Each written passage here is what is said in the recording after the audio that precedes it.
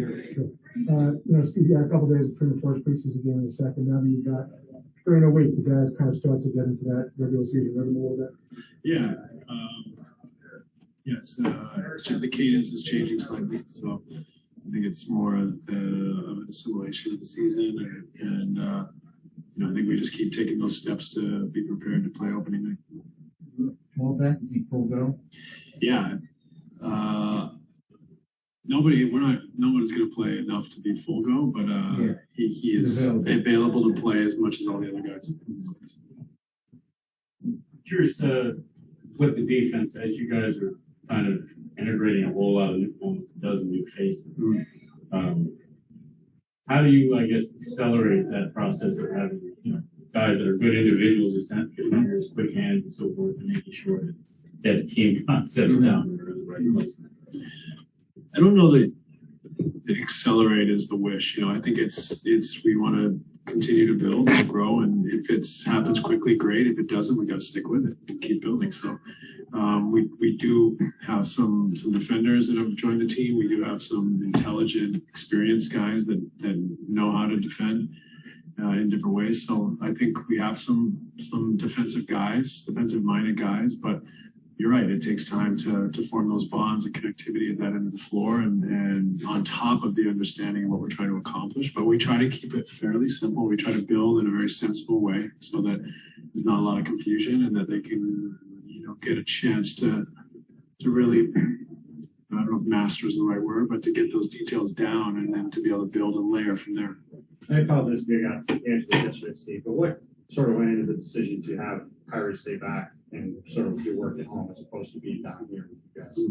We're just trying to navigate this thing. We don't really know what's going to happen tomorrow. So I think really it's,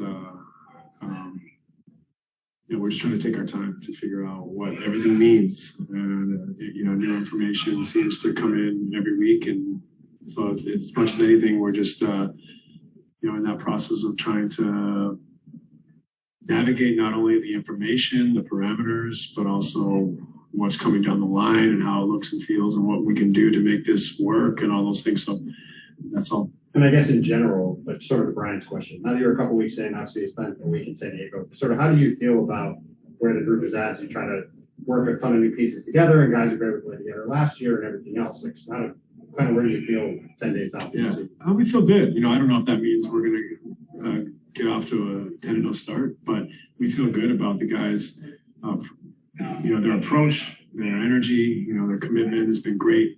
And we'll get there when we get there, but we can't ask for anything more than the guys that provided us on the floor and in practice and in these games. And we're also not in a race. I don't think we're, this isn't a situation where we're like, we have to be a finished product at the start of the season. We want to incorporate these guys in a natural way to build on last year's kind of continuity in a natural way with the new players and allow it to come. I think if you force it or you put too much pressure on that process, I think it can backfire. So I think we're trying to do it in a healthful way.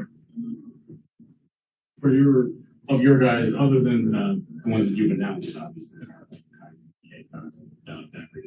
is everybody else available?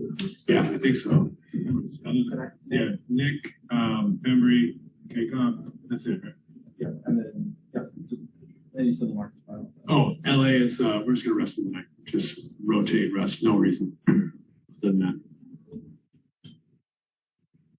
And with James, I mean it's a little off topic, but I mean rules changes that they talked about emphasizing this year, unnatural motions on shots, etc. Kind of impact do you think that would have on James and the way he's obviously going about savagely throwing fouls his entire career? Yeah. And what kind of conditioning does he have to do? Because he obviously didn't get to play as much in the offseason as he normally would. Yeah, I mean, I think the rules are, something that everyone will adapt to. Plenty of guys have. The reason they changed the rules is because too many guys are doing something they're not comfortable with. So players will adapt back and they'll figure out how to play within those rules. So I'm not so worried about that. And the conditioning is just something that it takes time. That he's been hurt predominantly for 6 months, and so for him to rehab back to health and start playing basically in training camp. It's still a process that's ongoing. So we have a lot of patience for James to make sure that he can do it in a safe manner. We don't want to accelerate that process too much. We want to let him get to work and try to support him as he gets back a rhythm and a level of intensity that he's used to. Well, what's his name? You said Nick. Yeah, Nick's ill. Okay. Yeah, illness. Sorry. Right. Okay. Thanks, guys. So we hop in on Zoom. We have Zoom questions. Jump in there. Sorry, Steve. Just kind of like bigger picture. You guys had a very short training camp last year, if any training camp at all. So what are you guys able to do this year in training camp that maybe you weren't able to do last year? I think it's actually about the exact same. We had, I think, 21 days last year, and I think this year it's about 21 days, maybe 22, 23. So it's basically the same training camp. It's shortened than, years past because the season has kind of taken on a different complexion, the way they've spread it out a little bit. Shortened camp is kind of my recollection. So it's not so much different other than we had time to prepare. Last year, it was kind of thrust upon us. Here's the deal. I can't remember how long before camp. Was it like a month or so before we sort of figured out what it was?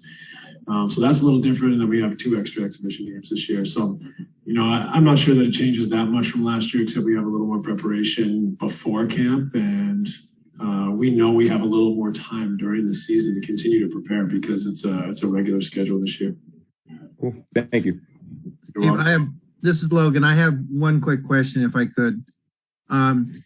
Since it appears you might not have Kyrie for more than half the season, do you have to consider reducing his role to give everybody else a better chance at developing continuity throughout all the games, even when Kyrie is eligible to play?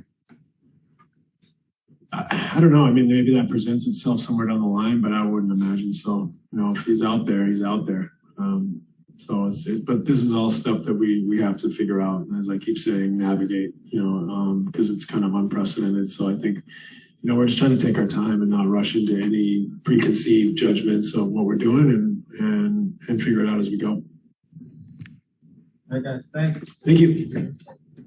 Thank you.